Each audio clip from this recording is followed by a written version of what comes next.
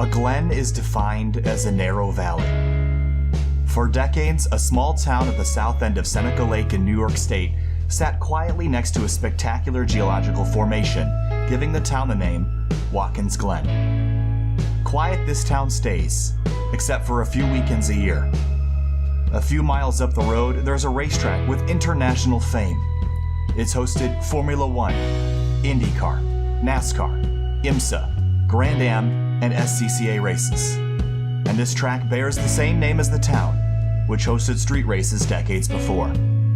Watkins Glen International is one of the great American road courses, built in a time when pavement was just laid on top of the land. It follows the natural flow, climbing steep inclines, dropping down into valleys, and streaking across the Finger Lakes region countryside. It's changed a bit since its construction in the 1950s, with the relocation of the start line and pit road, and the addition of two new sections, the Boot in 1971 and the Inner Loop in 1992. Since then, it's become an American motorsports icon. Known for its high speeds and narrow S's, it was referred to as the super speedway of road courses by many drivers. Its sky blue Armco walls have become a symbol of this place. Over the years, Watkins Glen has seen safety improvements, including asphalt runoff in several corners, relocating some walls and adding curbing. In the 2015 off-season, it was repaved, making it smoother and even faster. But like the valley for which it is named, it remains a challenge for every driver who pulls out on course. For the people who cherish these hallowed grounds, it's not just a Glen, it's the Glen. Watkins Glen.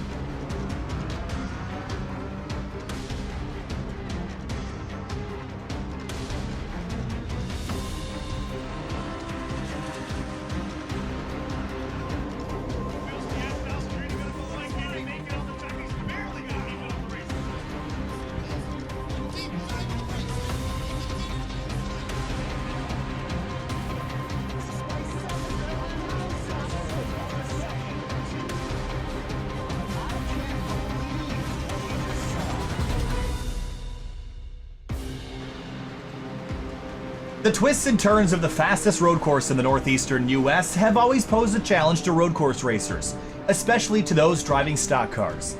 Typically, NASCAR visits this track in early August, deep into the season. For the Fuel Mission 22 Premier Series, it may be early August, but the season is just getting started. With storylines still to play out and drivers still becoming accustomed to each other, focusing on just racing the track will come secondary to racing each other, a potentially dangerous distraction on a road course like this.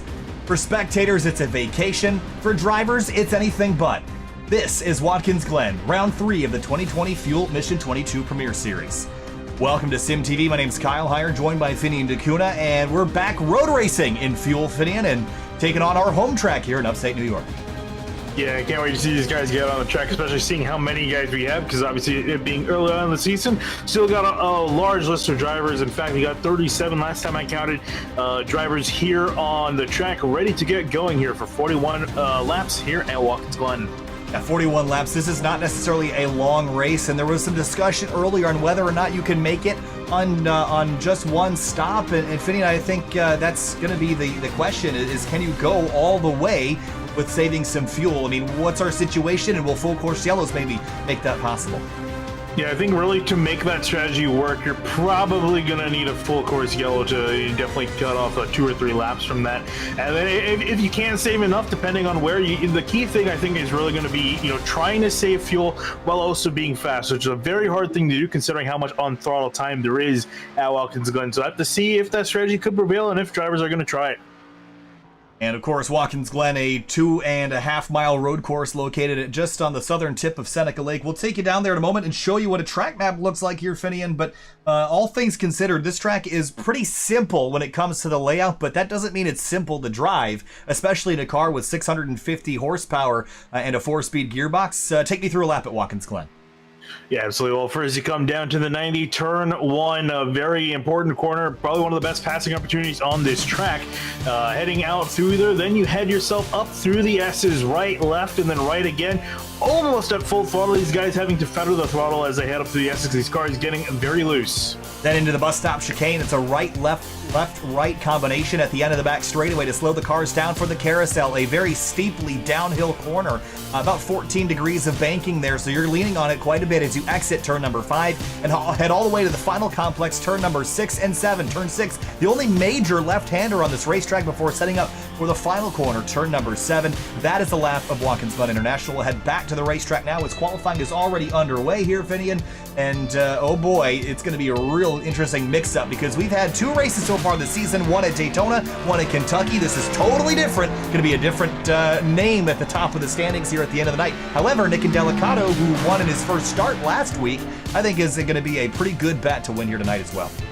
Yeah, and really, for the most part, it's really a matter of, different names, plural, at the top of the standings, because we look at Aaron Smith and Delicato, new drivers this season, up near the top of the standings, replacing some of the old guard, also Christian Grisco, who we've seen on some TV before, having some road racing background to him. He's also been upside the top 5, so some new names near the top looking to dominate this race compared to who we normally tend to see near the front.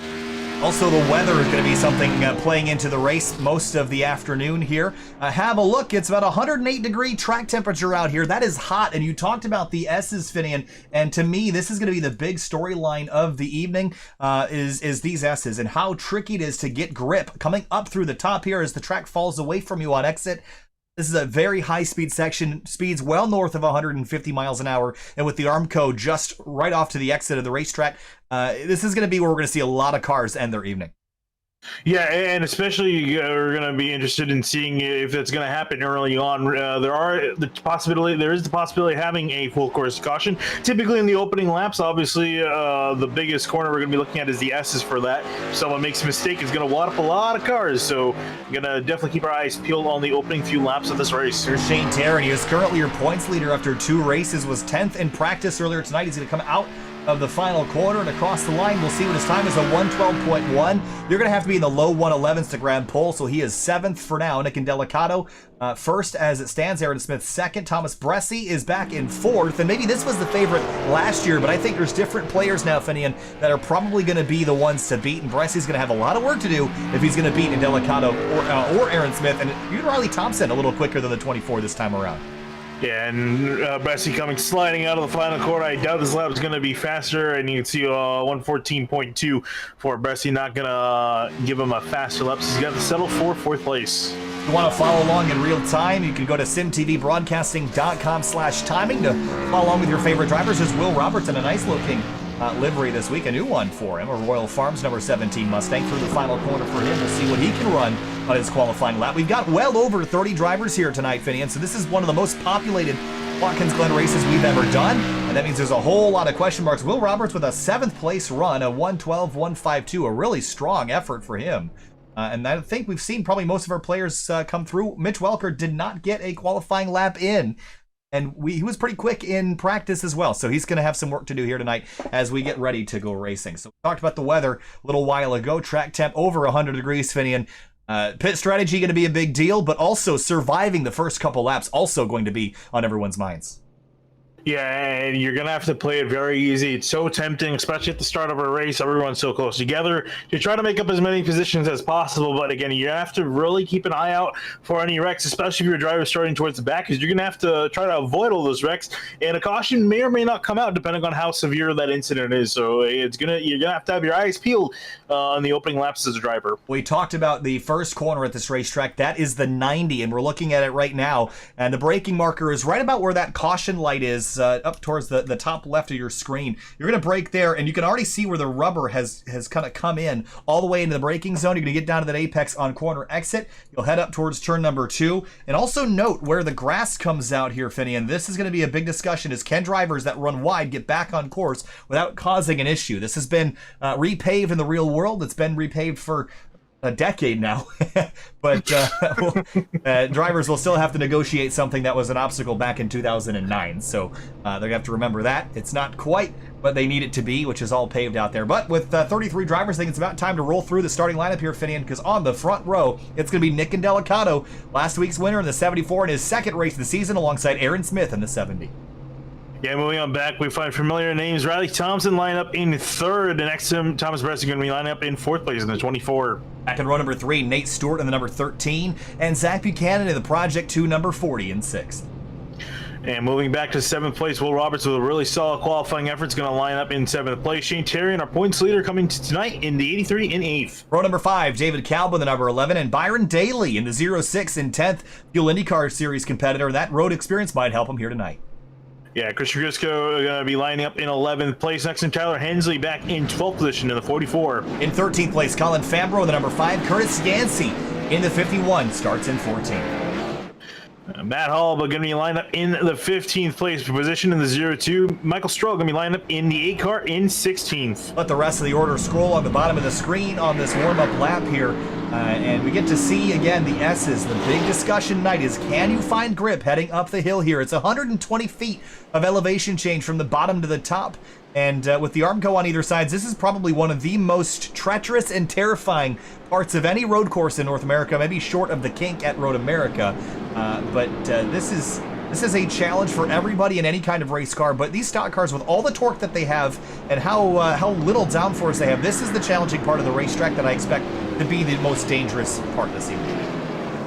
Yeah, absolutely. And one car I really want to look at here is J.J. Odell in the 38. I want to get a camera on that paint scheme.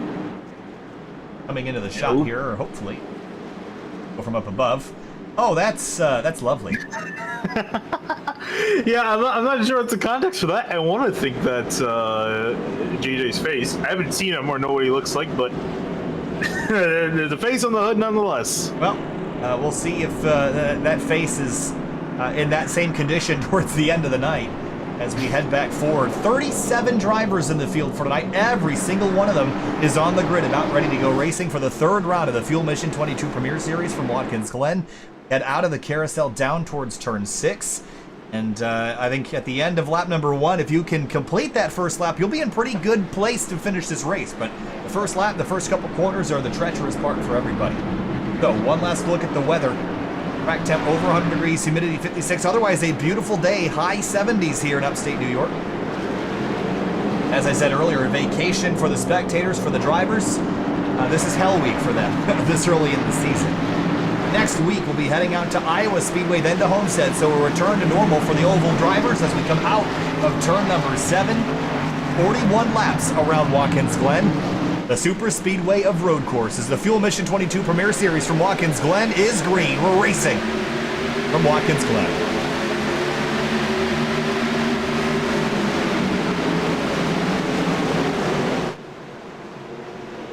Oh, trouble already in the background. I think that was Tyler Hensley that's gotten looped around as the rest of him comes on through. Jeremy Miller spinning, a few other drivers collected. Ryan Chambliss hitting on by as we head to the uphill S's. The 38 is involved in that as well. Double wide through the S's for about 5th spot. A wild start here from the Glen. Yeah, absolutely. Still not failing to disappoint here as he's still got some guys side by side heading into the bus stop for the first time.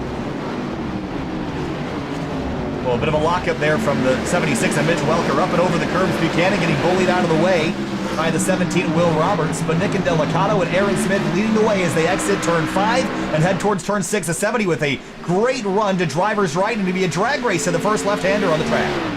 Yeah, he knows how important this lead's going to be early on here and feels he has the pace to keep and hold the lead. We're not quite able to get it. He's going to swing out wide and Delcato going to catch a little bit of grass. So is Bresci in behind in the 24 as the top 3 slowly starting to break away after lap 1.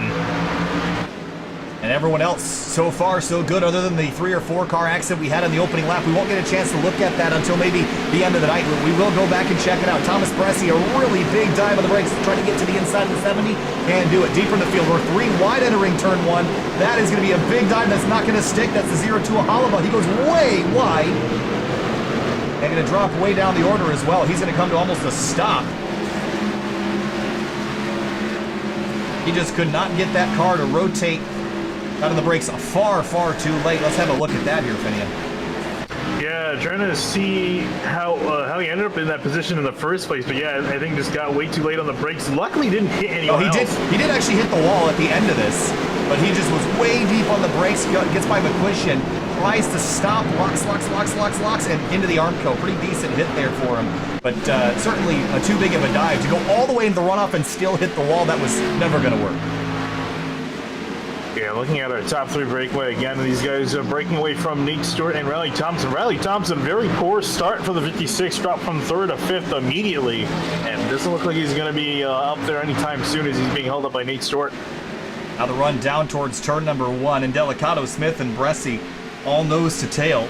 And the 70 in practice was by far the quickest driver. And Delicato, remember, we saw him in the 3-wide National Series earlier this year sweep the races that they had at Lime Rock Park. So we know he's a good road racer, but the 70 was so quick in practice. There's Riley Thompson trying to work back by Nate Stewart, but off the apex through turn 2. This is going to be pretty tough for Thompson. He's going to need to get by the 13 because he's losing quite a bit of time to the rest of the leaders. Speaking of which, looking at Smith, kind of sticking behind the 74. You surprised to see him sticking behind, or you think at some point he's going to move to make a pass? I think he's going to try to move to make a pass. I think he knows he's quicker right now, and Delicato has been unable to break away. So that tells me that the 70 is a little faster, but he's got pressure from behind, so he can't just take a dive wherever he wants. He's going to have to plan it out and make that pass carefully as Bresci runs a little wide at the exit of turn 5. It's going to cost him a bit of time. You can see him dropping back from the top 2. Ooh, a slow car. That's Casey Licata's coming out of the bus stop. Yeah, that was a big slide that he had on corner exit. He's still got that car not quite hooked up. Barry Weaver right in front of him. Calvin Filarski a little slow on corner exit. I don't know if he's got to slow down to clear, but he's going to pull over to the right and let Brian Chambliss on by. Yeah, Brian Chambliss was the car that went around in turn 1. It wasn't Tyler Hensley. Hensley's continued on in 16th now. Through turn 1 up the hill on lap number 4. Travis McQuistion to the inside. We're actually getting passed by that 44 Tyler Hensley. Hensley was a little bit further up. He actually was an 11th after lap 1, so he's dropped back a few spots back to 15th, but you just saw he got that spot back from McQuistion. Looking back up the leaders yet again, still nose to tail. No one can, or nothing really can separate these two at the moment. Again, I think Delicato might be driving a little bit hard to keep the 70 behind him, so we have to worry about tire wear on this leader. Can he keep the tires underneath him? The rear tires especially will burn off so easily here. And Aaron Smith gets such a good run out of turn 5. I think if a pass is going to happen, it's going to be into turn 6, which isn't really a great place to make a pass, Finian, but it's possible to do so. Yeah, it's possible. I mean, it's corner. It's definitely a place to try to make it, especially in the later parts of a race when they're getting desperate. But you see Smith trying to set up these final 2 corners for the run down the front straight. Can't quite get the gun he needs off turn 7. He just looks a lot more comfortable through the left-handers at the moment. In behind the 74. Into the braking zone. Watch the wheel hop. The track is a downhill through here, which forces all the weight onto the nose and makes the car very unbalanced. Very easy to lock up those rear tires and get those wheels a-hopping, and you'll end up spinning off into the runoff here again. Yeah, and you see looking there, the 83 of Shane Terrian just got past Will Roberts to move himself up in the 8th, and Terrian started in 8th, running in 8th, so not a whole lot of movement for the 83, but again, he's been really consistent so far this season, obviously being our points leader, finishing 6th at Daytona and 2nd last week in Kentucky. Christian Grisco in the 91, right behind Will Roberts. Started 11th, he's gained 1 spot. You can see how out of control these cars are through the bus stop, the inner loop here. He's going to look up underneath the 17 and a well-timed pass. There's Byron Daly in the 06. I thought he'd be pretty good here tonight, Finney, with the road experience that he has from the IndyCar side. I think we're going to see the 06 move up through the grid, although he just got back where he started, so the progress has been pretty slow so far as he has a look to the inside of Grisco. Yeah, can't quite get it done down into turn 6. So you're going to have to sit back in behind the Oreos 91 machine. Up towards the front, still 0.2 of a second. Aaron Smith has not left the rear bumper of the 74, still putting lots of pressure on. A little deeper in the field, Josh Robertson in the 52's got Zach Passon in behind him in the 19, then Casey Shute, Gary Weaver, and Casey Lakatos in behind them. Lakatos having a look at Gary Weaver down the front stretch. Yeah, he's got the run building up here, and it has just a bit of overlap. Can't quite get anything backing out. In behind them, Michael Skinner and Joel Holloway seeming to battle out for position. Skinner with some major damage to the rear of his machine. Yeah, he's gotten a gut punch from somebody in the back, and up the hill he'll head with his McDonald's Camaro. And you have to wonder, where do those parts and pieces fit? I don't see anybody with damage immediately behind him, so it must have come from somewhere else. Curtis Yancey, Will Roberts blew the inner loop here. Yeah, I'm trying to take a look back and to see what happened to Will. Heading down the backstretch here, and it was just, there's so many cars that he just realized he couldn't make it and bailed. And this is a smart thing to do for him, because I'd much rather cut this chicane and get the positions back with strategy versus get involved in a wreck. Yeah, and unfortunately for Will, that penalty for cutting very big, so going to put him back in traffic. But as you're saying, better to avoid getting damage to that car. And he clearly has shown some pace, at least some top 10 pace, Will Roberts. So we should expect to see him back in the front by the end of the race. Look at Mitch Welker, 12 spots in 7 laps. He is flying right now, one of our biggest movers. Is charging his way up through the field. He's going to be top 10 in no time. Again, he wasn't able to qualify for this race, so started back towards the tail of the field as we've got another battle for the race lead happening here. Aaron Smith is right behind the 74, still is not offset to take the top spot, but they are still 1, 2, 3 all nose to tail. Yeah, and I want to say I'm Bresci. I'm not going to fight these two guys at all this run. I think wait till, these guys are only really going to have to make one pit stop. We were talking about that, the going completely to the end on one stint. I don't think that's going to happen, especially considering we didn't really get the caution to help these guys out. And also, we were talking about the weather, too. It's just way too hot to carry a set of tires all the way. So you see still 105 degrees track temp, so you're just going to be cooking those tires, and you're definitely going to want to come down to get some fresh ones to work with. So I think for Bresci, just save the tires now and just stay in behind the leaders and maybe try to pit early, but he's sliding out of the final turn. Zach Buchanan started in 6th. He remains there, but another driver that always looks forward to the road races here. You see right in front of him, Riley Thompson trying to get back by Nate Stewart. Those guys have traded spots a few times so far this evening.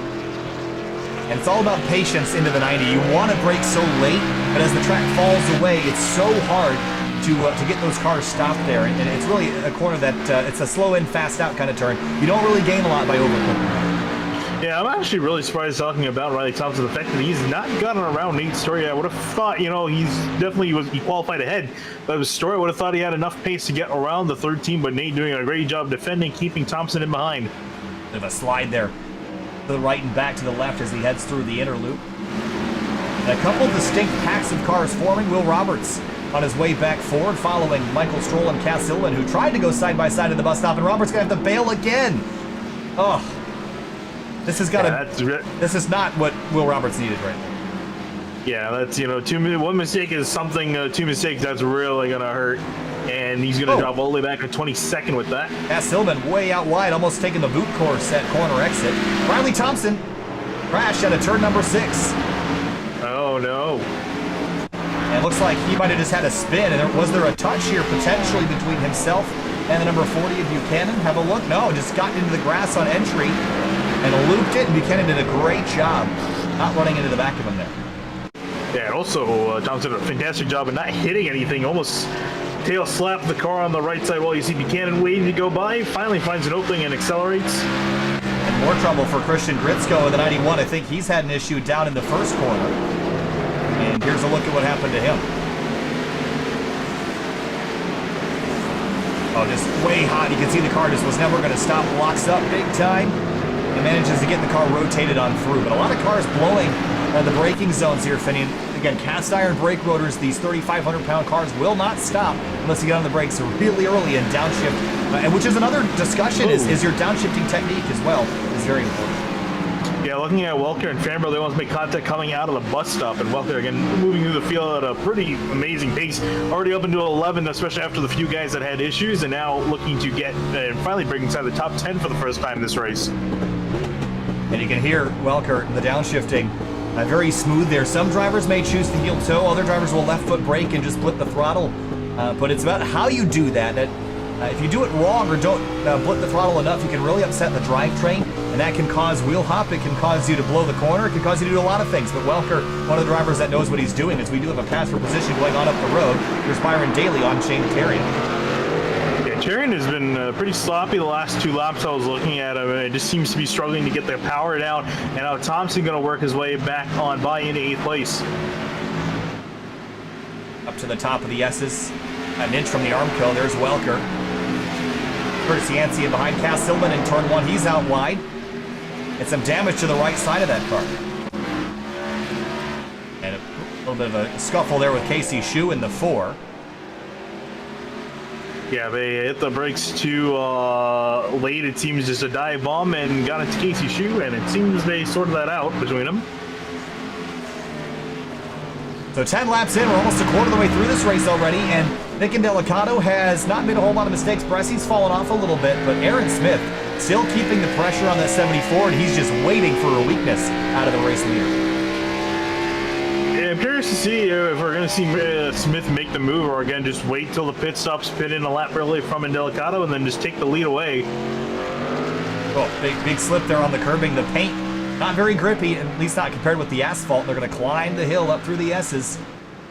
Waiting, as I said, for a weakness. Any mistake out of that race leader is going to be enough for Aaron Smith to pounce.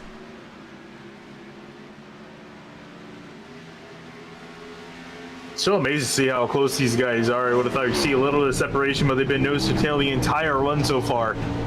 So smooth for both of them. I think Indelicato's looking a little bit more unstable. And it's so easy to close on corner entry to the carousel, a lot harder to close on exit, which is where Aaron Smith was gaining earlier. He's keeping the pressure on. Look at this, half a car width between them. And now the run down to 6, and Indelicato staying defensive here. So, and you can see Smith almost getting to the grass, similar to what happened to Thompson earlier that looped him around, but just going to keep off of it. Oh, overcooked it a little bit into turn number 7. Aaron Smith throttling up on the front straight. Now, turn 1 in the real world is a pretty great passing opportunity. Here in the iRacing space, it's not very easy of a pass to make down here. So Smith is probably going to set up and look for either the bus stop, the carousel, or turn 6, maybe even turn 7. You can pass pretty much anywhere on this racetrack except for the S's. Yeah, that's pretty much a death wish if you try to make a pass to the S's. You can do it, but you're probably both going to end up in the wall. Well, we've seen it done, and when it happens, it's impressive, but it's just definitely not the first place you look if you want to make it easy on yourself or your competitors.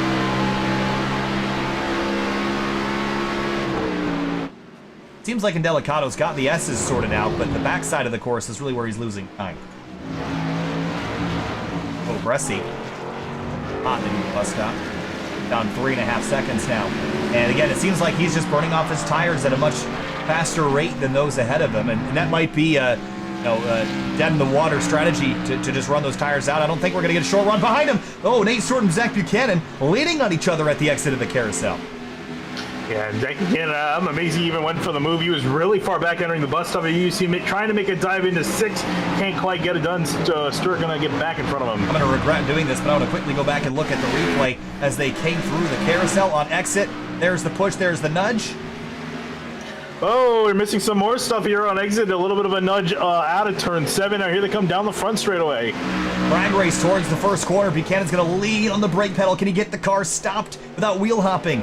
Great job getting the car slowed down. Here's David Calvin behind him. Big slide on exit by the 40. Oh, this is going to be a mess. We're talking about just talking about going side by side through the S's, and here they go. They're going to try it. Side by side, door to door, up the hill through Watkins Glen. Can you get it done? And Zach Buchanan does it. We just said how hard it was to do, and Buchanan did it through. He goes into 4th place. Nate Stewart behind him. They lost a ton of time doing it, but got the pass done. That's all that matters.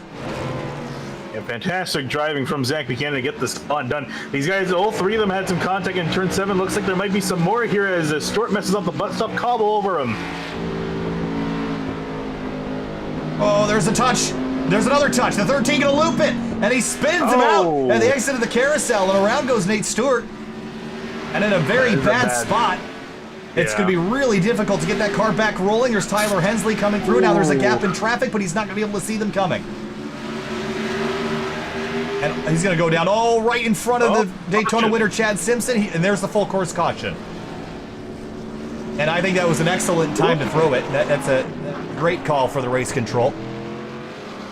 That's just a bad spot to be stuck, Finian. So caution out for the 13 of Nate Stewart, who got looped around. And this was just, I think, he just got kind of stuck there and just couldn't back out and just decided to loop him around. And again, this is a blind spot on the exit of the carousel. Drivers can't see him here. Yeah, we got it right here. Whoa! Wow. Whoa! And then Chad Simpson came on through, the Daytona winner. Whoa!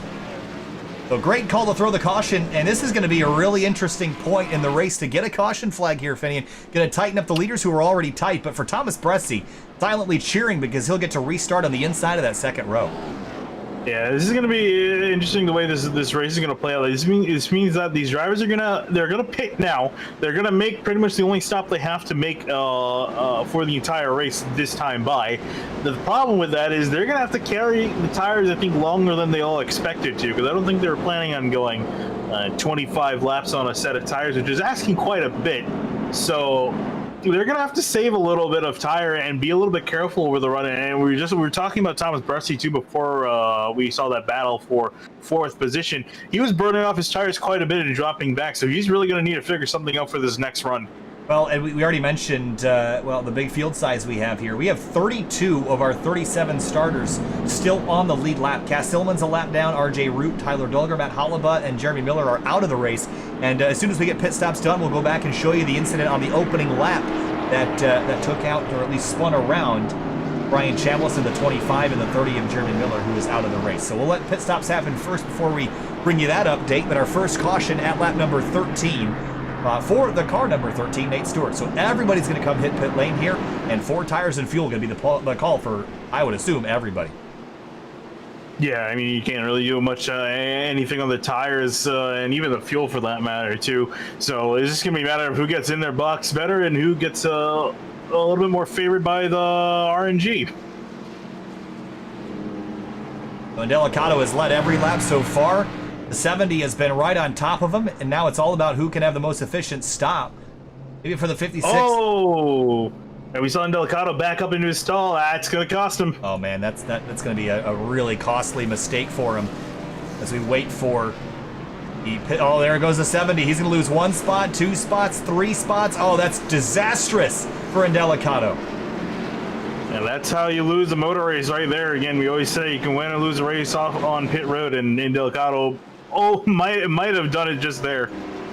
So as they leave pit lane, Brian Chambliss has not come to pit lane yet, but we'd assume that he will next time by, so Aaron Smith will be your race leader. Let's go back and have a look back at the start of the race and that initial crash that we saw entering turn number 1. And I was pretty surprised to see that we didn't wad up more cars in that issue there, Finian, just because of how early it was in the race with everybody bunched up. I will say, though, that it was towards the rear of the field.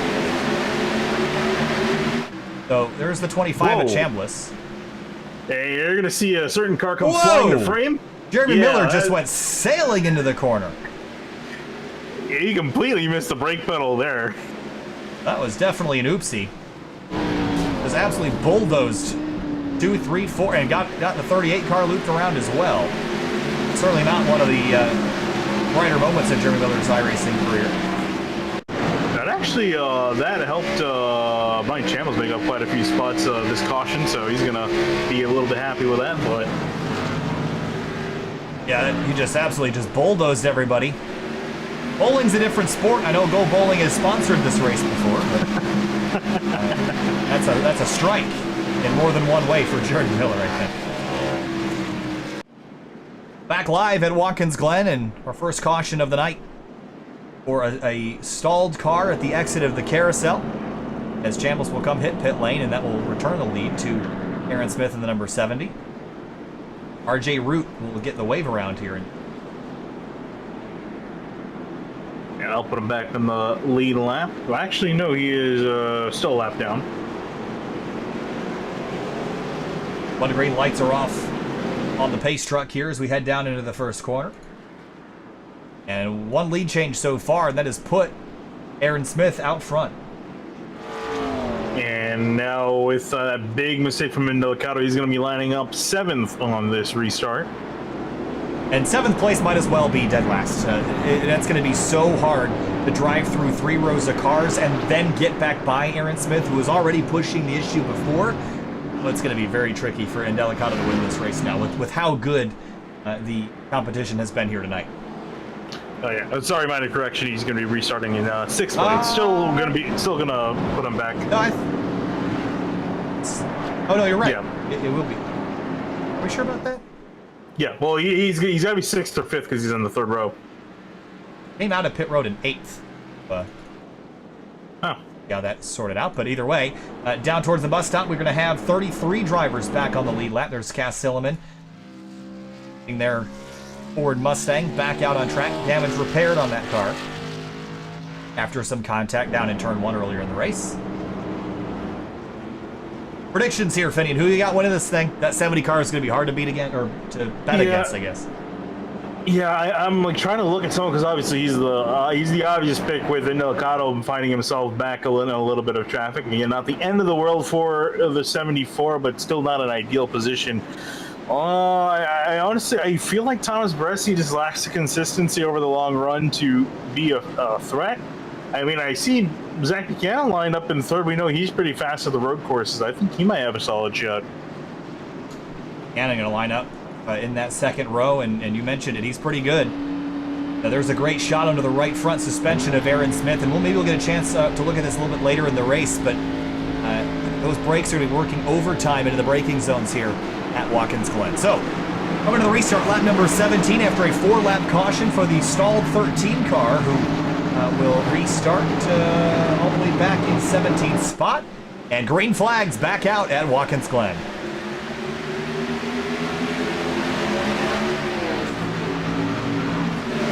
Oh, big dive up the inside for the 13. Can he get the car slowed on down? Rewind, middle of turn 1. Buchanan gets turned around in the front of the field. Oh, He's no. trying to save the car, and a big wreck out of turn 1. And the caution is back out again. Everybody's going to have to come to a stop. We're going to get 5, 6, 7 cars involved in this. And the big one at Watkins Glen. Oh, man.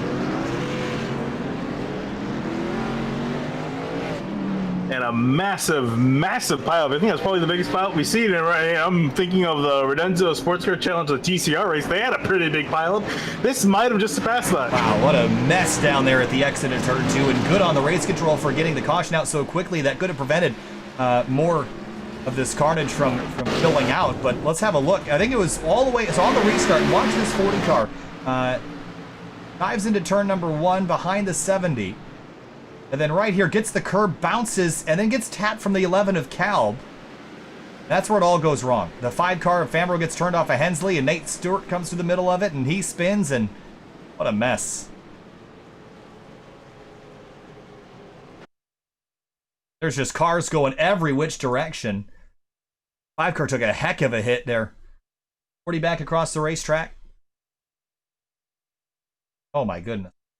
Yeah, I'm just trying to look at who all was involved as far as getting damage is concerned. Kyle Fambro walloped the wall with the right side there. And he actually avoided significant damage just by ending up in that part of the racetrack. He did get doored pretty hard by Tyler Hensley. Hensley is the one who pretty much speared him. Here's Christian Gritsko on board. Watch the 91's shot here.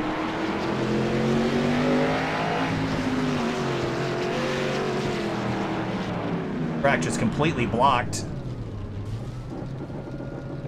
Nowhere to go. I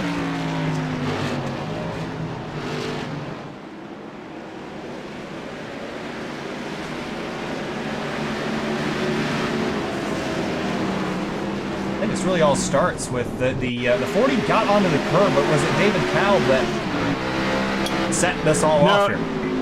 He was a little bit loose. I think made some contact with, I think it might have been Daly. Actually, he didn't make contact, but I think it was him getting off the curb and then loose. Kalb just kind of finished him off. Oh, according to another big hit there on the outside of the Armco. Fambro got absolutely drilled by the 40 returning back across the racing surface, and then it all hell breaks loose in the middle of the field. Look at Pistorius trying to get stopped. Right in the middle of it all, J.J. Odell. Don Ronco Jr. is just sitting, waiting off track for everything to clear up. With that, all that chaos has actually allowed Thomas Bressi to take the lead here. Aaron Smith to second, Byron Daly into third, Nick Indelicato up to fourth. That was a big break for him to grab some spots. And a lot of cars behind him with some damage. Yeah, you're probably wondering, for those at home, how Bressi managed to get that done. It was just really out of turn one. The outside lane typically tends to be the better lane through the corner, and just pinched the 70 down on the apex, and then was clear by the time they got to the S's. So Bressi in a very powerful position at the moment. Yeah, again, if I'm the race leader at Watkins Glen, I always choose driver's left at the restart here. And that sort of sounds contradictory because you usually want the inside lane at a road course. But here at Watkins Glen, there's so much banking in that first corner that you actually can carry more speed up around the outside lane and you don't get pinched off so much. And I'm much better off in that position. And considering how long the left-hander up at turn 3 through the S's is, left side is the place to be, I think. Yeah, absolutely. I'm curious to see if Bressi's going to select that lane, because if I'm not mistaken, these guys should be able to have lane choice available to them. So I would be surprised if we don't see Bressi pick that lane, because he's been here quite a few times in stock cars. I'm pretty sure he knows which lane's the best. Yeah, I think he would as well. I think he knows exactly what he needs to do to win this race. I think it involves saving tires, which I'm not sure if he's got the capability of doing, at least not to the degree of Aaron Smith and Nick Indelicato. But Nick Indelicato, if Bressi restarts on the outside, would line up right behind him. So maybe Bressi wants to choose the inside just to keep the 74 in behind him. I was just about to mention Nick Indelicato moving up to fourth. I mean, I really feel like even with the risk of having Indelicato back in behind him, I think it's still better to pick that outside lane to just at least get the lead done. Because again, as you were saying, I don't think he's got the pace to maintain up in behind the 70 of Aaron Smith. And we've seen Smith put some scarily fast lap times in practice and in qualifying. So I don't think you want to give him clean air. Well, Watkins Glen in the past has been a relatively clean race, and we were actually discussing earlier, Finney, and I think we jinxed this, that typically Watkins Glen races in iRacing are typically, if there's crashes, they're generally single car. We have not seen a big multi-car crash like this at Watkins Glen in a stock car race, I think, probably ever. We've seen a lot of multi-car accidents in Redenzo Sports Car Challenge here, but not in the stock cars. I think it's just the way that these places race. We don't get a lot of full course yellows, but I am glad because the 2 cautions we've gotten tonight were necessary to keep the rest of the field safe, and I'm glad that they did that. Especially the first one with the 13 parked in a bad spot, and the second one, caution came out so quick that they actually prevented the rest of the field trying to drive through that accident zone at speed. So good on them to get the caution out and to slow the cars down before it became a bigger issue. Yeah, as the field comes out of the final corner, this time they should see the one to green signal, and we'll get back rolling. And interested in seeing if this will get green, because again, I think we saw right there on the initial start, everyone was all nice and careful. For this restart, however, everyone was trying to get spots, and that's just kind of how drivers are. Because you get through the first restart, you kind of assume, okay, everyone's got a handle on their cars, and you just want to push a little bit more. And I think we saw that bite a few drivers on the last restart. See, this one is a little bit cleaner, a little bit calmer, but you never know. Well, we've seen the 24 line up on the inside row for the restart. As we hit the halfway point of this race, we're going to take a very quick break. We'll be right back for the restart at Watkins Glen.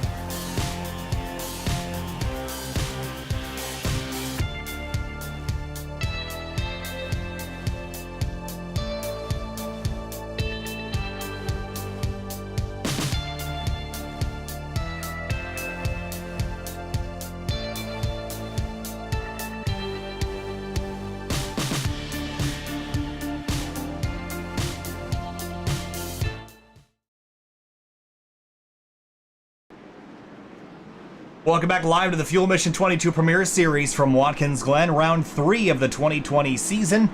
Thomas Bresci leads the way after our second caution of the night. A big pileup at the exit of turn number 1 on a restart has led a bunch of cars to come down to pit lane to repair some crash damage. Still have 33 drivers in this race. We have 31 of them on the lead lap, so still plenty of competitors out there. Thomas Bresci with the race lead, sneaking away with it from Aaron Smith, who's probably the new favorite after Nick Delicato's issues on pit lane. The pace truck is off, coming to the restart. From the super speedway of road courses, the green flag back out from the Glen. And a really solid start from Thomas Bresci, actually going to take the lead by the time they get down to turn 1, so a great start for him. Did what he needed to do. Byron Daly behind, trying to get second place away, can't quite get it done. Smith going to hold on to that spot. Dust cloud popping up from the runoff at the exit of turn 1. Much cleaner run through turn 2 this time, now up through the S's. Thomas Bresci has the lead. Can he sustain it and hang on to it for the rest of the race, though, with a guy like Aaron Smith behind him? That's going to be the real challenge. I also wonder, we've kind of neglecting to mention for quite a bit, Byron Daly in third place. He's a solid driver. We talk about road course experience, has quite a bit of it from the IndyCar side of things. We see side by side, several rows back, entering the bus stop. And a few guys going through. That's Gary Weaver. Cutting. And the 91 of Christian Grisco back on the racetrack. A little bit of contact there. There were just so many cars in too small of a space. There were still 3 wide through the carousel. Now they got it sorted out, but I knew that wasn't going to end well, so Gary Weaver still struggling to get back on track. Whew. Take a breath there for a second. How about behind them, or in front of them rather, Chad Simpson and Michael Skinner and Joel Holloway and Casey Shue. That is for 14th. Yeah, Holloway going to slot himself in front of these guys, or sorry, behind these guys. As Skinner, we're talking about. Wow, that was the 13 of Nate Stewart. He has had his hands full since getting looped around.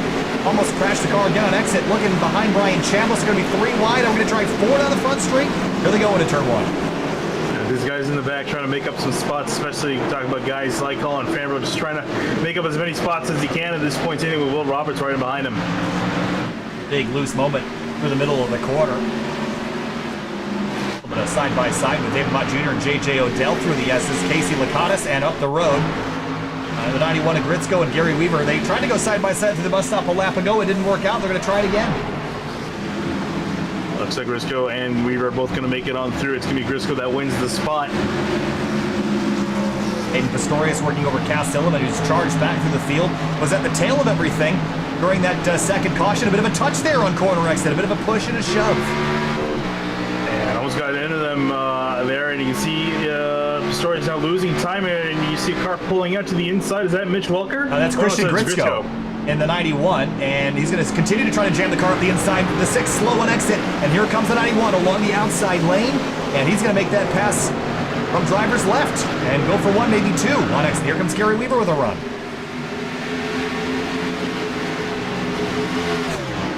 Into turn 1 now on the brakes.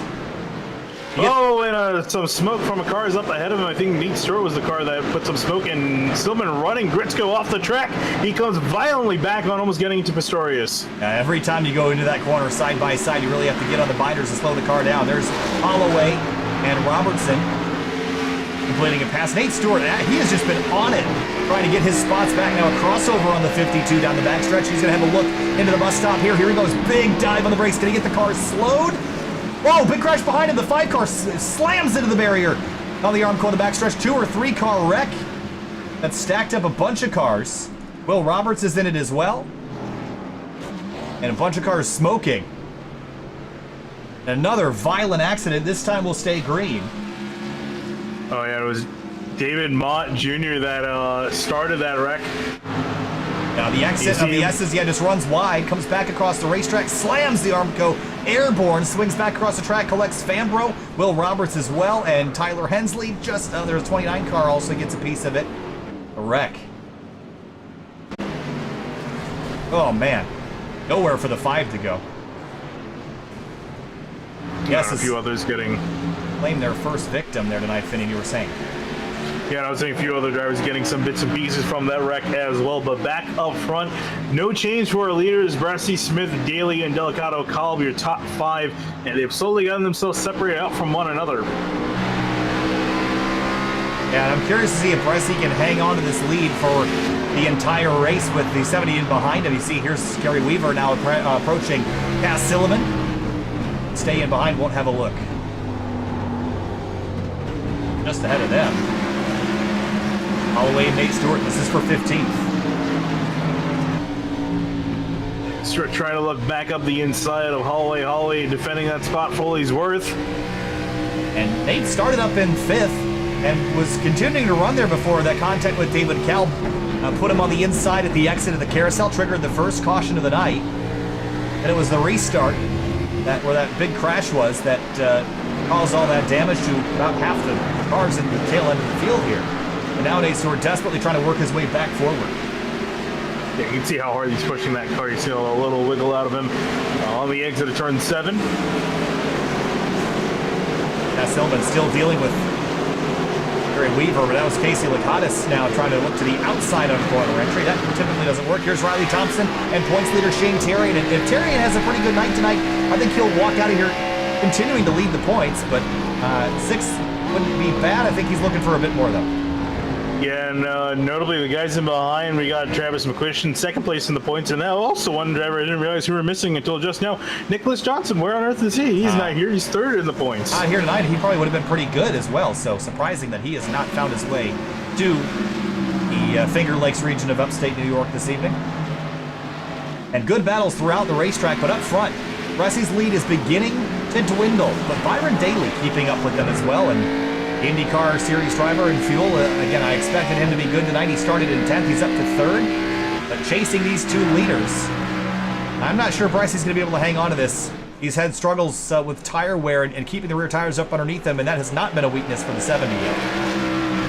Yeah, I think part of me feels like it's only a matter of time before we see an exchange for a position between these 2 drivers, but we'll have to see if Bressie can pull it off. If he can try to defend in the front instead of trying to attack from behind. He might be better at it. We'll have to see as the 70s start to have that.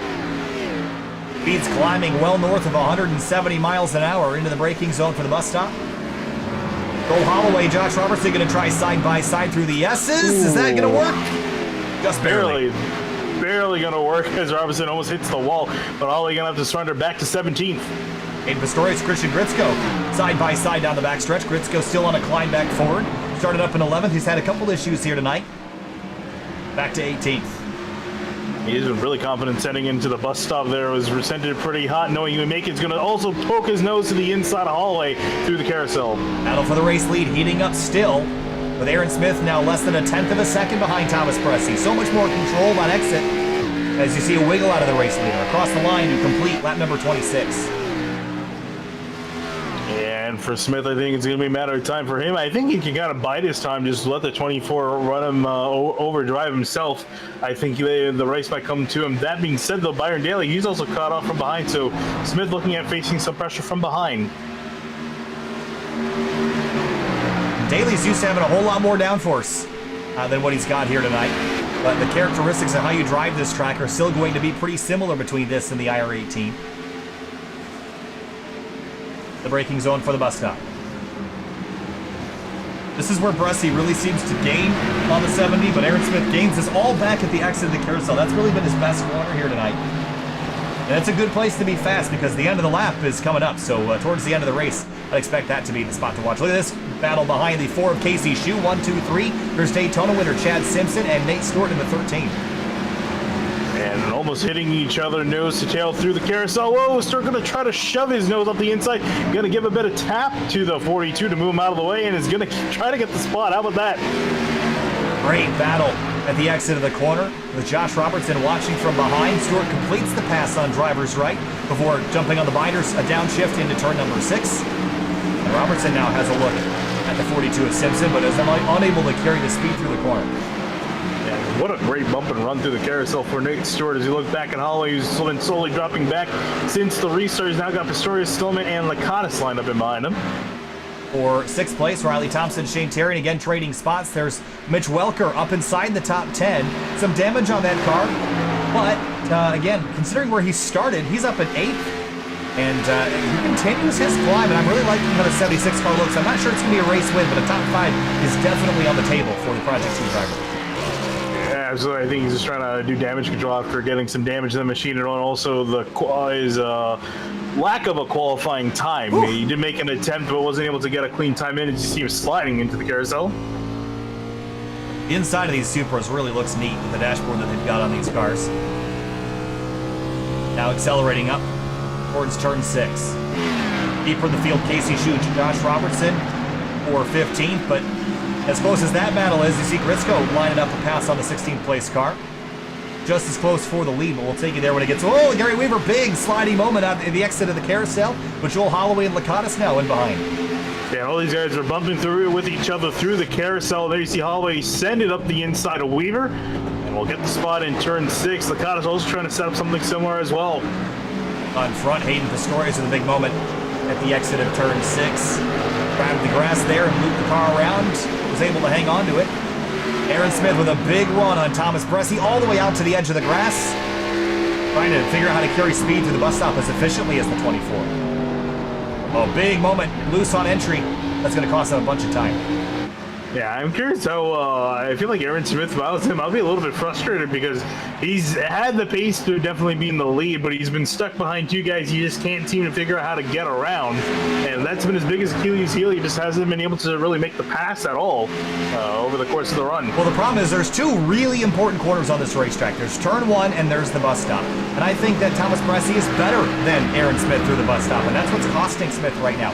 Smith is better at the exit of the carousel, which is good for the end of the race, but you got to be close enough to be able to make the pass. To see the 24 struggle at the exit of 7, that's going to get a pretty decent run, but it's not going to be enough to have a pass. Mitch Welker, fun. This is at the exit of turn 7, and in a bad spot here. Oh, he gets clipped by Travis McQuistion in the 93. That's big damage on the 93 car.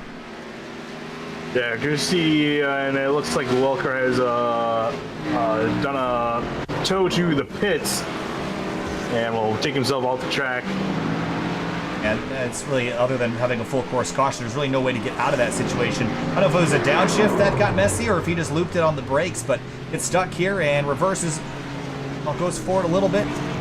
That reverses just enough, and I don't think the 93 was able to see him very well, and that's part of the factor there. But either way, battle for the race lead continues as we approach 10 to go here shortly. And here's how the intensity picks up for this battle for the lead as everyone in the top 5 slowly converging in on one another. And Delcado's made up some pretty solid time in 4th place. Big moment for the 70. And Delicado has been unable to go anywhere since the restart. And we're running out of laps here, and it seems like passing up front, the competition's been so close that no one can get a pass done here. Yeah, and which is pretty insane to think, because you would think that, especially with the straightaways we have, that it would be a lot easier for the passing to be done. And we see that true in the bottom part of the field, but yeah, up near the top, not a whole lot of passing going on. These guys very much single filing behind the 24 at the moment. We have not seen a level of competition this fierce at Watkins Glen probably ever. Big moment for the 70, way out of control up through the S's, and here comes Byron Daly for second on the backstretch. Yeah, easy taking advantage of the 70. Big mistake for Smith, and that's going to cost him 2nd place. He drops it back to 3rd. And that was him. He just got too much curb in the S's. That sent him flying off almost into the wall on the exit. That was a big mistake for the 70 of Byron Daly, or excuse me, for the 70 of Aaron Smith. Byron Daly takes advantage of that mistake and will jump up into 2nd place. Now, Thomas Bressie, earlier in this race, I thought the tires would burn off on this run. They have not. He continues to run very competitive lap times, although Nick Delicado is nearly 3/10 quicker last lap by, so I don't think we've seen the end of it yet as we come back to 10 to go. Yeah, he's got to keep it up for another 10 laps. So that's a tall order, especially considering the guys he's got in behind. As Daly sliding out of the final corner trying to get traction. 10 laps to go from Watkins Glen in the Fuel Mission 22 Premier Series, the 3rd round of the season. Thomas Bressie, the road course ace, the 70, out of control in the braking zone for turn 1. He's going to hang on to it, but drop another spot, maybe 2. David Cobb going to try to gas it up to his right side, and he will get past the 70. And for Smith, one mistake after the other is going to cost him big, back to 5th. Yeah, just mistakes compounding on each other. Gets on the brakes, realizes he's in too deep, locks the rears up, and just hangs the car out in a big slide through turn 1. Great job to not lose the car. I think for anybody else, that probably would have been a crash there. Yeah, that's some excellent car control as he sideways through the grass. It's so easy to loop it around. Drifted it through turn 1 on the flat, on the apron nonetheless, off the side. So great driving. I think that takes him out of the running for race win. Michael Skinner dealing with Nate Stewart. Here's a run to the inside for 11th. And it's not going to be much of competition as Skinner going to give him the spot with a 13 up into 11th place. Back up in the front, Byron Daly, a big dive up the inside in turn 7 for the top spot. He cannot complete the pass. And Bressy's out of control. Whoa! Drag Actually, race. they might. Down the front stretch. Here comes the 24 back to the inside. Chasing each other down the front stretch. Cat and mouse game into the braking zone for turn 1. And fantastic job by Daly. It looked like he wasn't going to get the move, but Bressi just put too much gas in the car off the final corner. Daly was able to seal the deal. Here's a look. The 24 on exit. Just a little slow. The 06 had a huge dive up the inside. There was a bit of a touch there. And then the 24 is out of control and then chases Bailey back to the inside lane, but was unable to get back to him down for the first corner. What a battle for the top spot. It is all starting to go off here at the front of the field. Curious to see if this is going to remain. We've seen Bressi kind of struggling behind people. He did a really good job out from front, but with behind the 06, he's been sliding. He's still sliding through the carousel. Now I think he's getting desperate to get that spot back. He knows if the 06 can drive away, he's going to have to use up more tire. Look who's third now. Nick Indelicato coming up through the field, was the quickest driver last time by the front 5. He is charging towards the front. He led the first 14 laps of this race. About half of what we've run so far, and here he comes for second on the back of the 24. You can see how much better he is on tires than Delicato. Spins a little bit out on final corner, is barely going to have a finish to the right side of the 24. Into turn 1, Nick Indelicato. Won at Kentucky last week, his first race of the season, has to lock him up to avoid hitting the 24. Going to kill the time he's got left. Here comes Calb up the inside in turn 2, unable to make that pass.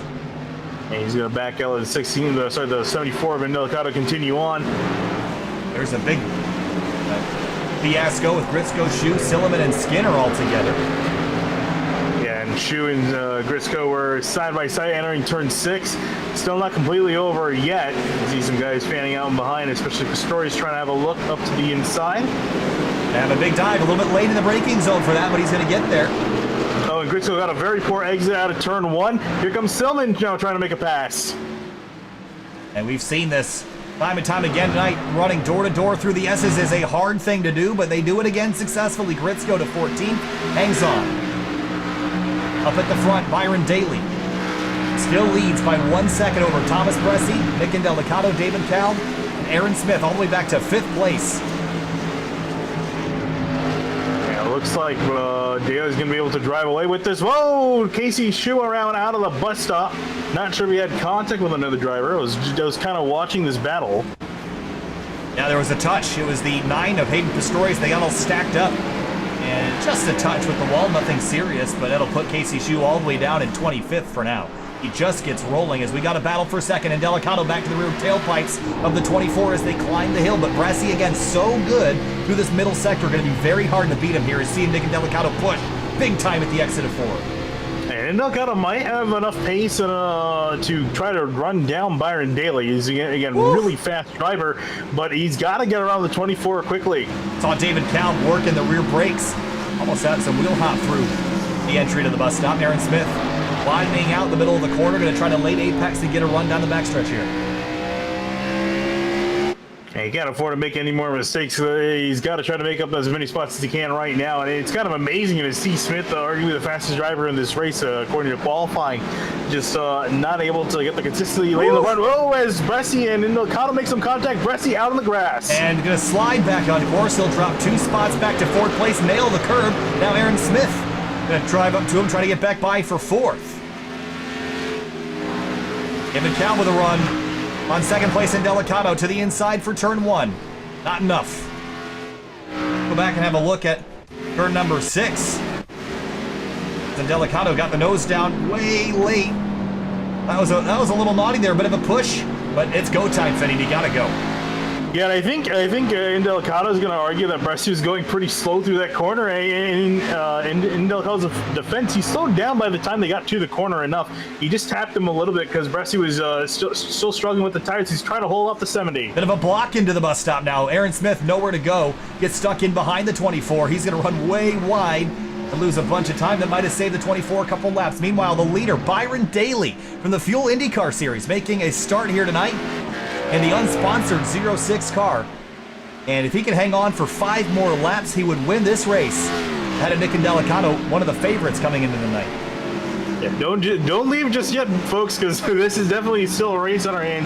With Indelicato's got some clean track to work with to try to chase down Byron Daly. You see a car through the grass. I think that's Chad Simpson. It is Chad Simpson. That was battle for 12th with Josh Robertson. And side by side through the bus stop doesn't often end well. We're going to try it again back here with Michael Skinner and Gary Weaver. They're going to touch, and Weaver's going to go off into the gravel. Pull it just back on course. We'll drop down the rest of the order. It's not been a great night for Gary Weaver. Still got the fenders on that car, although that bump right there might have taken some off. And Indelicato, last time by, was 4/10 quicker than Byron Daly. The gap is now 1.1 seconds with 5 laps to go. Yeah, that's not looking good for Daly, but again, catching is one thing, passing is another, and we see it'd be pretty hard to pass here. And Indelicato needs as many laps as he can to try to work the 06 of Daly. And you can imagine Daly's not going to give or throw any punches. He's just in this race, I imagine, for fun, as he's a full-time competitor in the Fuel IndyCar Series. In Pistorius, Cass Silliman trading spots for 15th, not complete yet. Silliman has been like a mosquito in your ear up the S's here tonight. A lot of side-by-side with the 6 car. But the 9 car will look, he's got the Silliman repellent, and he'll go on through to 15th. Question and Nate Stewart. Nate Stewart has been a bulldog tonight and driving back up through the field after his initial spin. He's been a man on a mission. His mission, not quite successful, but it hasn't been a total failure. Back up almost to the top 10, but he might get there by the end of the race. Yeah, and talking about McQuistion too, remember picked up some damage from Mitchell Welker in the final corner, actually, what they're working through right there, and he's been kind of slowly dropping back in pace to 93, back into 10th, potentially 11th, if Stewart can get around. Thomas Pressey, Aaron Smith again, side by side, down towards the bus stop. 70 has to back out. He doesn't have a big enough run. They have lost about 3.5 seconds to the race leaders. It's going to be a 2-man race, maybe a 3-man. If Daly gets caught by Indelicato, I don't think Calm's out of it either. But Indelicato is running out of time. He's only a second back, but he's going to have to gain 2 or 3 tenths a lap if he wants to get back there before the end. And actually, fun fact, the previous lap he gained almost 5/10 of a second. Last lap he didn't gain nothing at all, and it's kind of looking to be similar. This lap might have gained a 10th or 2 as they come through turn 6. Ooh, Daly a little bit wide, same thing with Indelicato though. How about being smooth from here on out? This time by 3 laps to go for the race leader, Byron Daly. As they come out of turn number 7, the gap is 7/10. It has come down more. All the way out to the top of 3rd gear for the 74. Back down to 2nd.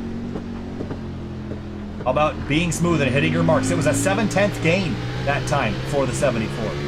Yeah, most of that was in those final 2 corners. Daly really messed up that section of track, and it cost him dearly. He can't afford to do that again because Indelicato breathing down his neck. I think it's all gain that has to happen in the bus stop chicane here, Finney. We've seen that be one of the most critical corners on this racetrack. And you almost hear the wheel hop in the 74 as he charges the braking zone. Byron Daly, bit of a mistake there, misses the second apex. Yeah, and look at Indelicato, how much time he made up through there. He made up almost 5/10 alone in that section of track. He's right there. And only the 06 has control of this race now. If you mirror drive, you will lose this race. Byron Daly has to focus out the windshield and not look where we're looking right now, which is out the rear bumper at the 74 Mustang.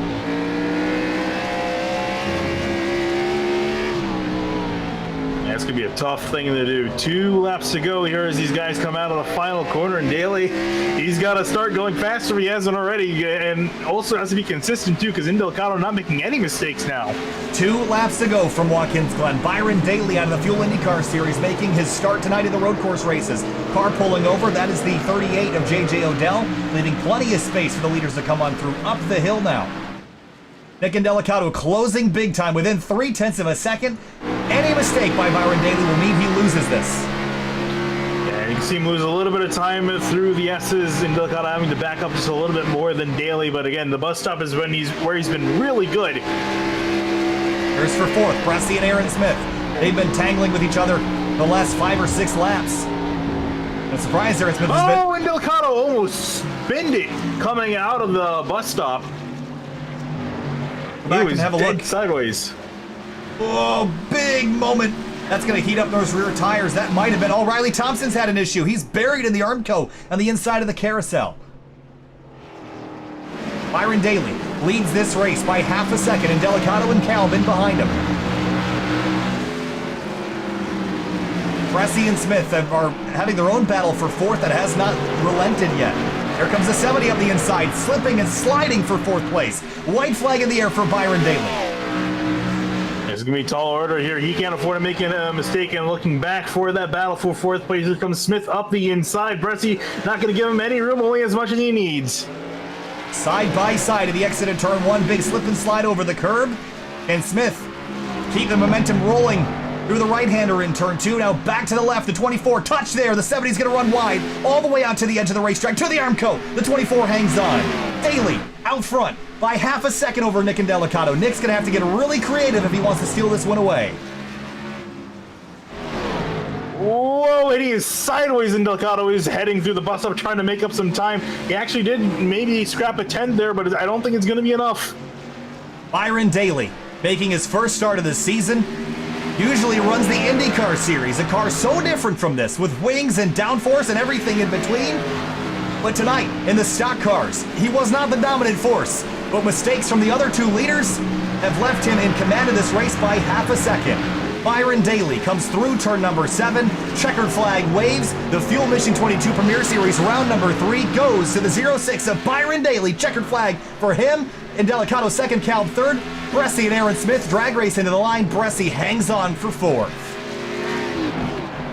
Yeah, really solid job by all our top 5 drivers. Fantastic stuff to watch. As we look further back, it's the 51 of Curtis Yancey having a great run, trying to hold up Michael Stroll in behind for 7th place. A much calmer battle back here. These drivers didn't have a whole lot of cameras on tonight, which was a good thing. No dramas. 7th for Curtis Yancey, 8th for Stroll McQuistion, 9th. Josh Robertson will round out your top 10. Still battling deeper in the field, though. Joel Holloway, Tyler Hensley. Hensley trying to make up some ground here. Going to look around the outside of the 66. Drag race. Out of the final corner. Yep, drag race between them. Looks like Hensley's going to get him. Fantastic job. Great battle there. But for Byron Daly, how about that?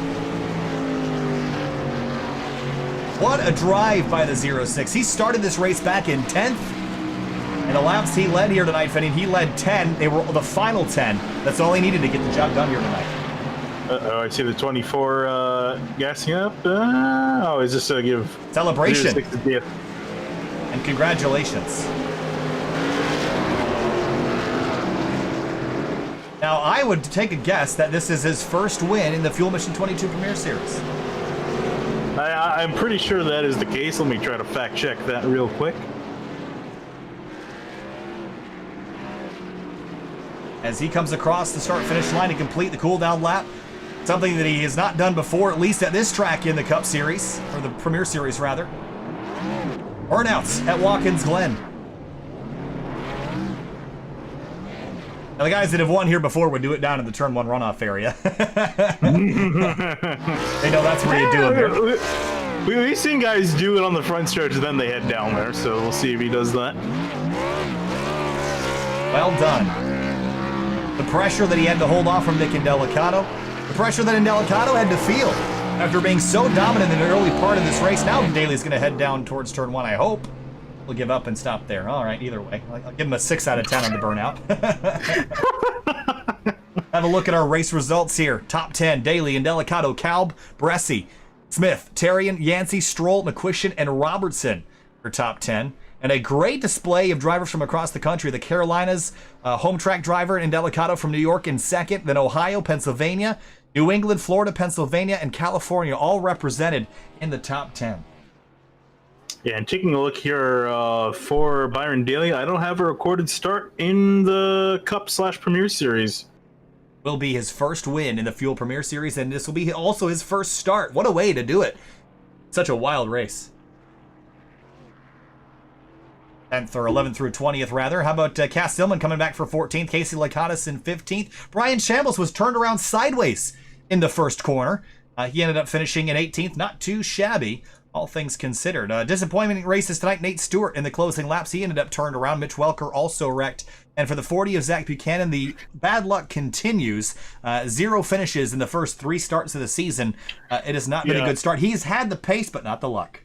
Yeah, I think we found where AJ Serrato's bad luck has gone to. This is migrated leagues. I think all the bad luck has gone to Project 2. Has not been a great start to the season. We'll be back in just a moment for interviews with our top 3. Stay with us.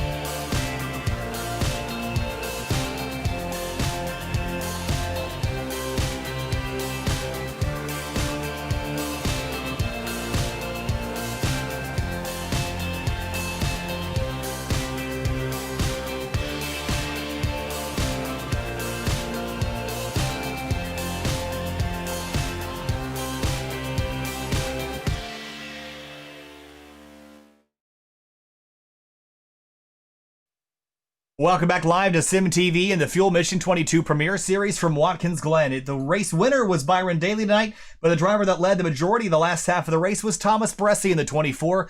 Thomas finished in 4th place tonight, inside the top 5, but Thomas, it wasn't exactly the result you were looking for. No, I mean, I couldn't really wrap my head around the setup because I guess whoever built it made the front end of the car out of 2x4s, so it was all over the place and pretty crap. But the people that tested it said it was great, even though they finished like 25th. So that sucked and took a while to kind of work out. And then, fortunately, got the lead on that one restart. Got kind of lucky there. I didn't think the outside was going to work. I thought I was going to lose spots there.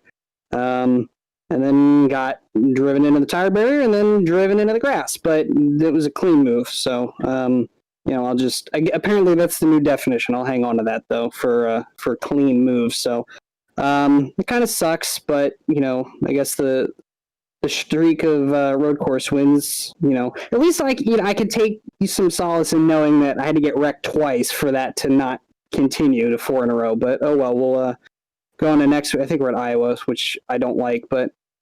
I guess it could have been worse because I didn't have power. I had to drive to my sister's house just to make the race, and then I broke the connector on my cables, but fortunately they still worked. So it's been a great day. But yeah, could have been better, but I suppose it could have been worse. Well, sunny afternoon at Watkins Glen, not so sunny for the 2014. Thomas, good luck to you next week at Iowa. Thanks, guys. Moving on now to our 3rd place finisher, David Colbin, the number 11. And David, tonight, it was pretty wild. There's some damage on the front of your car, but a top 5 finish, got to be pretty happy with that. What'd you need to go up there and grab a win from Indelicato or Daly? Yeah, it was tough. I felt like I had good speed, the entire night, but, Byron had a heck of a pit stop and jumped us all there and, just drove away, really. I know him and Brezzi got into it, but, he had the speed for sure, but... Take me through those caution flags. Obviously, full course yellow is not something you always prepare for in a road course race like this. How did that adjust your strategy, and do you think those cautions helped or hurt your effort here? I'm kind of mixed about it because I had some interesting strategies to go through, if it stayed green. But, sorry, my volume is so loud. But, it was kind of scrappy there. That first caution I got into, I think it was Nate, and I made a misjudgment there. I thought he would save it. Got into the back of him there, and... Yeah, but the restarts were chaotic, and I think the pit stop kind of leveled everyone out, pitting on the same lap because, people pitting early could undercut people, and it would have kind of shaken everything up. But I think I got lucky there. David, congratulations. A really strong run tonight. Heading to Iowa next week, how do you think you're going to do out there? And can you repeat with another top 5? It should be interesting. I think Iowa's a pretty cool track, and I can't wait to see, how I run there. But, it's been a pretty scrappy season so far, so I'm glad to finally get a top 5 and, get some points up there. But, yeah, no, I'm excited. All right, scrappy I think is an understatement, David, but we'll see you next week in Iowa. Good luck out there. Yeah, thank you, guys. Went on to 2nd place. Nick Indelicato in the 74 led the opening 14 laps. It was a pit road mistake that took you out of the lead, Nick, and you just could never quite get back. Take us through the caution, those restarts, and the run to the end of the race. Yeah, no, it was a really fun race. I knew coming in it was going to be a couple of us at front, and me and Aaron pulled away early. I had a really good qualifying lap, which I was really happy about that. But got into pit road, and I didn't practice a pit road stop, so it's partly my fault. But I got in there, I thought beautifully, but apparently I was too far to the right, and I looked up, and I was wondering where my pit crew was, and it said too far right. So I backed up, pulled it back in, restarted P6, and they had that huge pile up. So I gained some spots, but I knew I was going to let the front three battle it out, try to save as much tire as I could. But came close at the end. I caught Byron from like a second and a half back, and at the end there just started Tokyo drifting. It was a ton of fun, though. I got to give credit to everybody up front for the fun racing. Well, next week we head to Iowa Speedway, and then after that, we have a couple interesting tracks coming up. Iowa, Homestead, New Hampshire. So we're going from a road course to a sort of a short track, then to a speedway, then to another sort of short track. Your thoughts and your expectations for the next couple races, as you've got a pretty good record so far in the first two races you've started, first and second. Yeah, no, Iowa's not bad for me. I know I can finish fine there. Top 5 is always my goal, so Iowa's going to be good. And then I'm pretty sure you said Homestead, which is a mile and a half. Not my favorite, but I love my mile and a half. So top 5 for those two races. New Hampshire is, yeah, we'll see how that goes. I'm not a big fan of the track, but overall it was a good day today. I'll take P2. I mean, I thought it was going to be me and Aaron till the end, but it was a ton of fun. I want to say sorry to Thomas too, because I got in there really hot a couple times, and I sent him going into the second to last corner. I don't know if I touched him too hard, but only if we had updated Watkins Glen, he could have used the runoff. But it was a good race. You don't need to convince me that that's necessary, Nick. Trust me. But Nick, thanks so much for joining us here tonight, and good luck next week at Iowa. We'll see you there. Yep, thank you guys. Time to talk to our race winner for the first time. He started a Fuel Mission 22 Premier Series race. Byron, it's your first start and your first win. Last 10 laps were all yours. Take us through battling up as everyone made mistakes around you. You capitalized and drove away. Take us through it. Yeah, road course nonetheless. But yeah, so honestly, that full course yellow gave me a great chance to reset and then get a lot of practice. But it's Watkins Glen, like everybody kind of knows this layout. So just took me a little while to get used to the setup. And yeah, after the full course yellow, it was game on. Ran up front with a lot of those guys that had been up front the whole race, kind of built my confidence up. And yeah, slowly one by one, they all made mistakes. And next thing you know, it was just me and the 24. And yeah, I mean, I pulled a karting move on them, kind of just gave them the fake and then drew it down the inside. And I was all the way up against the curve, so I couldn't really do much. So after that, it was kind of smooth sailing. I could have made it easier myself, not making a mistake my own, but luckily hung on for the win. And I'm actually really pleased with that one. That was really cool to get. Well, we know you mostly from the Fuel IndyCar series, where you've been so dominant in the past, especially at the road courses. Two very different machines, but is there anything mindset-wise that you carry from running an IndyCar on a road course to running a stock car on a road course, or is it too different and everyone's sort of on a level playing field? Honestly, I'll tell you the truth. The biggest thing that I struggled with forever until I started like doing more road course racing was you can overdrive everything. It doesn't matter if it's got gigantic wings on it or, you know, no downforce at all. You can overdrive it. And just like the IndyCar, I mean, the IndyCar, you can get more out of it, but it's kind of the same concept. I kind of had to figure out what the car would take and then just ride with it. Like, you know you can't get any more out of it. So that's what it took me the first stint to kind of figure out, just not to push the car further than what it would stand. So yeah, I feel like a lot of that stuff has actually helped me get better at road racing in general. Well, we only have one more road race in this season. It's Road America on October 13th. Can we expect to see you there? If I could make it, I'd love to be there. I really do enjoy road racing. I mean, honestly, the ovals are pretty good to me too. I'm hoping to make more of those races in this league. It's definitely something I enjoy, so looking forward to it. All right, Byron Daly, 10th to first, leads 10 laps en route to his first win and his first start. Byron, thanks for talking. We'll see you next time, and have a good night. And with that, Finney, that's going to wrap up our interviews here. A really, really good race tonight. Watkins Glen never disappoints. I think it was pretty wild. We saw a couple of yellows out there, but all in all, some really close racing, and this is why we love this stuff so much. Yeah, especially this. I'm really looking forward to this league. There's some stiff competition up near the front.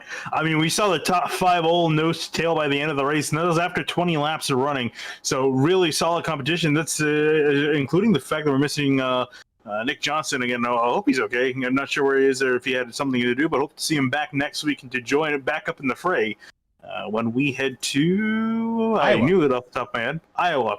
Iowa's next week. We don't turn right again until October 13th. It'll be Elkhart Lakes National Park of Speed, Road America. We'll see you then. But we'll see you next week for Iowa Speedway. I'll be back in the booth with Finney and Dakuna. If you want to watch our next race, it'll be tomorrow night at Winding Road Magazine's YouTube channel for the Spec MX5 Sim Racing Challenge season finale. We'll crown a champion to get a chance to test drive a real race car come next year. Thanks so much for watching, and we'll see you later.